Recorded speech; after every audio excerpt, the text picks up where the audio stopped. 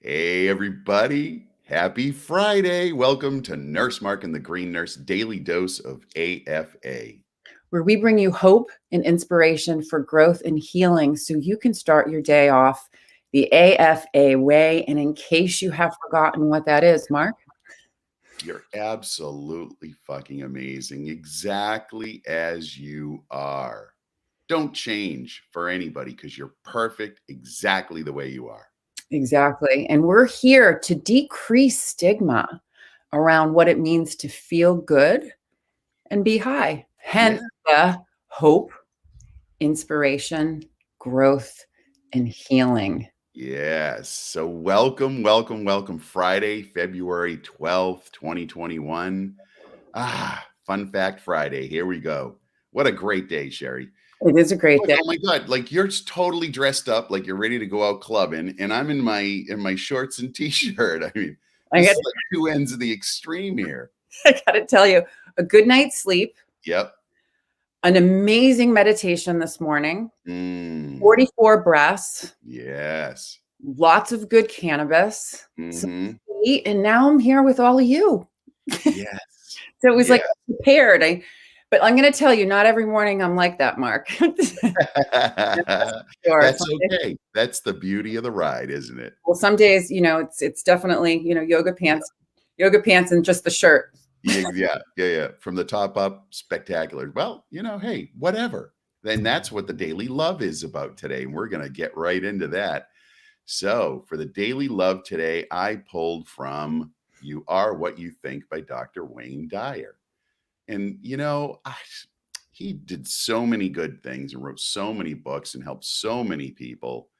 And it really is in alignment with all of the things. You'll see there's a theme in all of the things that I read, my inspirational things that I read on a daily basis. But today it was about the fact that many people who have a close brush with death or have somebody experience that, or maybe, they're the ones who experience it, is that they always say, it taught me the most valuable lesson of my life. And that's that I've got to take each day that I live and make it complete, whole, fulfilling, creative, and exciting for me. And it really just opened up that whole thought process for me of, how many decisions have I made over the course of my life that had been really influenced by what other people thought I should do? Whether it was my wife at the time or my parents or my grandparents or my friends or whatever the circle of influence was, whatever the decision I wanted to make about my life was influenced by what other people thought.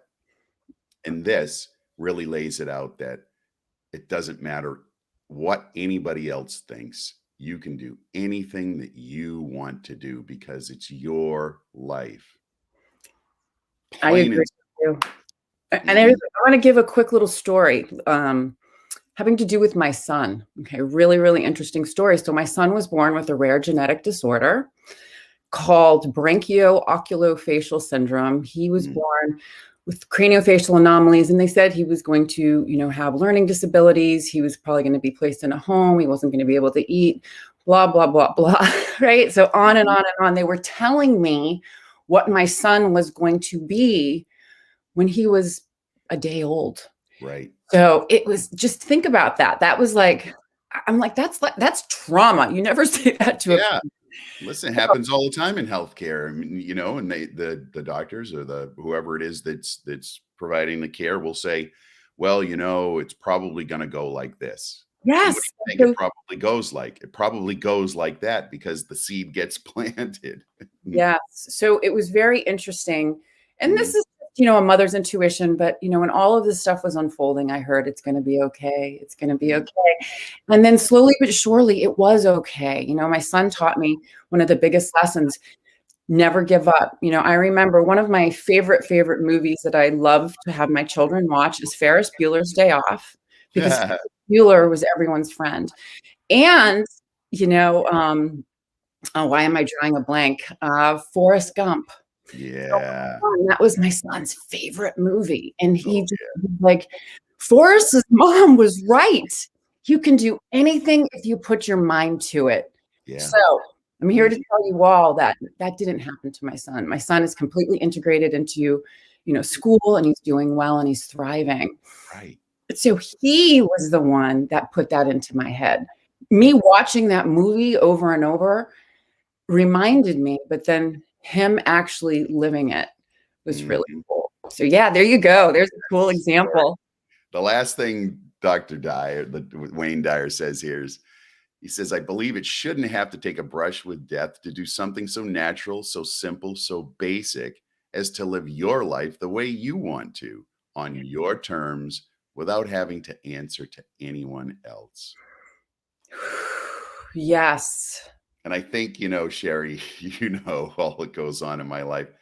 I think I live my life according to the way I want to live it these days, right? And it's an amazing adventure. As soon as I could let go of the idea that anybody else had to have any commentary on how I lived my life. Wow. Here it is. Here's the mantra. I cut all cords. I cut all cords to people, places, things, thought forms, and energies that are not of the light. Whew. Thank you. And I place a super bubble filled with white light around me so I can live the best version of myself. I take those deep breaths in. Mark, right? And we bring that spirit. Oh, I'm doing the 44 breaths right after we get done here. Absolutely. Yeah. It's like it's my daily thing, and I absolutely love it. It resets me. It gets me ready for the day. And, Friday's one of my favorite days anyway. It's just been ingrained in me. It's before the weekend. Yes. Although I work for myself and I work at home, you can make any day the weekend day, but it's just, you get in that pattern that we've had for so many years. Friday's such a great day. It is. So happy to be at Friday, I know Friday, and this was interesting too. So our tool of the day, I just thought of this too this morning, because I was like, my daughter yesterday was saying to me, Mom, I need a vacation. I need a vacation. And I started laughing, and I was like, you know what, Lauren? I held up these two things. These ear things, right on. This mind fold, right on. And you can go on any vacation you want. Go anywhere you want. How's that? The vacation goes exactly as you want it. And you know what? What's the difference? Because you're going to experience everything in your mind anyway, whether you're physically there or you're here. Wherever you go, it all happens here, right? You take it in and process it here. Well, hell, go on vacation. That's a great idea. Where are you going today, Sherry? You know what? I'm going to let the music take me where I need to. Oh, nice. Yeah, nice. It's going to be open to wherever the vacation needs to happen. Yeah. So my word of the day is live. I'm going to live this Friday. I'm going to live the hell out of this Friday. Yeah. Mm-hmm. Very good. So this is going to be a little extra long show because we love you all. Yeah. And Sunday is Valentine's Day. Mm-hmm. And we talk about different health awareness tools throughout the month, or different health awareness themes, I should say. And Valentine's Day is National Donor Day, which is for us to remember to donate life. Right? Yes. Mm-hmm. And it's observed on Valentine's Day to spread awareness and education about organ, eye, tissue, blood, platelets, and bone marrow donation. Right. Okay, so have you registered as a donor? Mm-hmm. And we got it right up there on the screen. So just think about it. So Wednesday, we had been talking about the organ transplants and cannabis use. Right. What we're going to do is we're going to review just a little bit about that, some of the case studies, and then we're going to get just a little bit more into cannabis with chronic kidney disease. All right, Mark, you're on. Here we go. All right, let's summarize organ transplants and cannabis use. So recent studies suggest that the overall survival rates in kidney, liver, lung, and heart transplant patients using marijuana are equivalent to non-users. So transplant teams should not exclude cannabis users from the transplant listing, but instead holistically evaluate a patient's candidacy, integrating meaningful medicine, psychiatric, and social variables into that complex decision-making process. So, Sherry, what's your opinion on this? Oh, gosh, Mark, I'm going to have an opinion. So, based on my experience and our experience as nurses and having an endocannabinoid system, which is the largest neuroregulatory system in my body. Mhm. I feel that transplant teams should not exclude donors for using cannabis.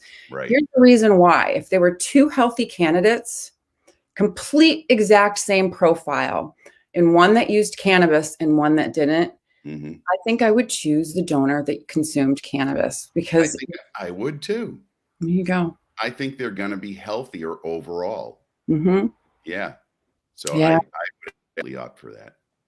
Yeah. And then in 2020, I mean, this was even last year, Mhm. the New England, or what is it? Sorry, the National Institute of Health research published in Nephrology and a Hypertension segment stated that cannabis may have medicinal benefits for treating symptoms of advanced chronic kidney disease Mhm. and end stage kidney disease.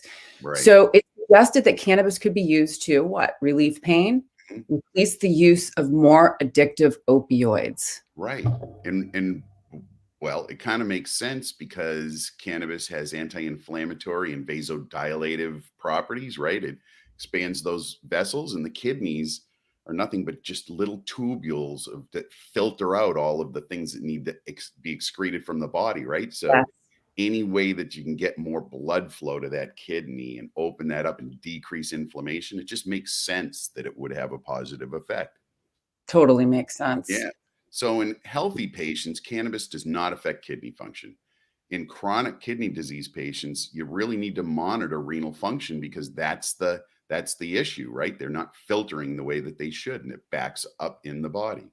Right. So the lowest dose should always be used for the desirable effect. Sherry, you and I are huge proponents of microdosing, finding that lowest level that'll work for you, and that's where you should be. And so, preferably with inhalation not being the first choice. Yeah. Now, cannabis is eliminated by the liver and excreted in stool. Very little is eliminated by kidneys or dialysis. And cannabis is fat soluble and lingers in the body in the fat cells. Right. So one study noted that CBD prevented cisplatin induced nephrotoxicity. So that's a lot of fancy words for saying a particular drug that causes death to cancer cells, right, or damage to the kidneys. Right. That's what I should say. So CBD prevented that destruction of the kidneys in a mouse model by reducing oxidative stress. It acted as an antioxidant protecting the cells. Now, we know animal studies don't always translate over into the human genome, but many Right. times it does. So in this study, CBD showed to have decreased those issues. Yeah. That's Mhm. that's I love this information and we love sharing it. Yeah. So here we go. Here's a little bit more information. So patients with kidney disease, Hmm. 1/4 to 1/2 of all patients experience chronic symptoms of pain, nausea, anorexia, difficulty eating, sleep disturbance, anxiety, and depression. So here's the really important thing is that anxiety, depression, and insomnia are the most common psychiatric conditions that people self-treat with cannabis. Hmm. And all those symptoms that I just read up there are approved for medical use across the United States in specific states. So Right. many patients that are living with kidney disease and those on dialysis do experience, like we said, a substantial amount of chronic pain. Mhm. Here's some really interesting statistics and how cannabis could truly help. It's estimated that up to 50% of patients can experience chronic pain. That's a lot. Mm. Over 60% of dialysis patients have received at least one opioid prescription annually, and 20% of dialysis patients take prescription opioids chronically. Yeah, you have to manage the pain. Yeah. Have So, to. And those are the options that are most prevalently used, right? That's the community, the prescribing community feels most comfortable prescribing those because that's what they've always done and that's what they've been trained to do. yeah. And so So now cannabinoids we're bridge the cannabis. gap. You think about Mhm. it, bridge Yeah. the gap. I'm going to let you take over here because it gets a, Yeah. I know. Bridge the gap. So yeah, okay, we use those tools and we use cannabis together. yes. And it can literally change lives. So the endocannabinoid system, the receptors that are associated that they're present in so many parts of your body, including the kidney. or it's been shown to influence renal blood flow because it has that vasodilative effect, right? It expands the blood vessels, relaxes them. So it increases blood flow to the kidneys. Filtration rate is increased. Well, it kind of makes sense. If the kidneys are receiving more blood flow, they're going to work better. It has an effect on fibrosis, which is a changing of that structure of the kidney to something that's not being able to be used is filtering. Right. Proteinuria, which is protein in the urine, which you'll see when you have chronic kidney disease. Proteins are just flushed, right? And you'll notice that's actually probably one of the first diagnostic signs is that somebody will have protein in their urine, and that's the doctor will say, "Hey, okay, now we need to check your kidney functions for real." Exactly. Right? And so the endocannabinoid system is involved in that, in tubular function. So remember, the ECS is an on-off switch, and it regulates all the other organ systems. So really, Sherry, safety is our priority when working with patients, right? So what are the types of safety issues that people should be aware of? Okay, so when we're working with all patients, but specifically patients, that have more advanced chronic disease, such as chronic kidney disease, or they may be waiting on a transplant list, is risk-benefit ratio. Yes. Right? So what are we treating? What are we treating? Disease? Are we treating symptoms? What are the other diseases and comorbidities? So if you have chronic kidney disease, there's a good chance that you have a whole host of other problems that are going to stack right underneath it. And so we need to look at all of that. We also need to look at where is the patient's goals? What are they looking to manage, right? Right. And other pharmaceuticals, because we want to know if anything interacts. And basically, Mark, we were just talking about this, is that microdosing. Recent studies have confirmed that low doses are absolutely very safe. And you know what, Sherry? Recent studies have shown that low dose is sometimes more effective. That there's no change, right? And with some specific disease states, when you're using CBD, they found that a lower dose was much more effective than double that dose. So it's not always more is better. It's really the case of less is better of the right stuff, right? Full plant, which we always talk about. We do. So other safety considerations have to do with age. So the older people get, everything slows down, metabolism, pharmaceuticals, and you have to look at the multiple pharmaceuticals that patients are on. And just to make sure that they're dosing the right amount, the right time, the lowest dose to get perceivable effect. Method of administration for consumption is really, really important. It is. So, so we think about safety. Who will be helping these patients adjust and self-titrate? Right. The reason that's important is because sometimes our cannabinoid requirements can change over time as we change. Right. Right. Yes. So come learn with us.